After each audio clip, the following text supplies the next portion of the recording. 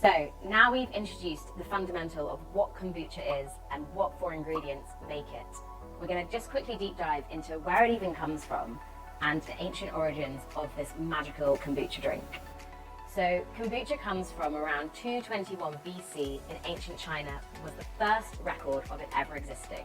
There, it was likely just a happy accident. There was a pot of sweet tea and some wild honey, yeast and bacteria got into a pot and formed the first SCOBY.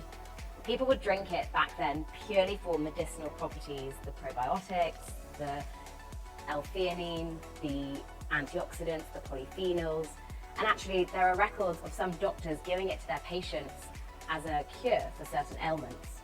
Because kombucha is made with a SCOBY, this symbiotic culture of bacteria and yeast, which multiplies every time you make it, there's this natural tendency to share. So when you have another SCOBY formed, you would pass it on. And this started a chain of passing it on family by family, and eventually it would grow bigger. There are even records of Japanese samurai carrying it in their flask onto battlefield and drinking it for longevity and strength.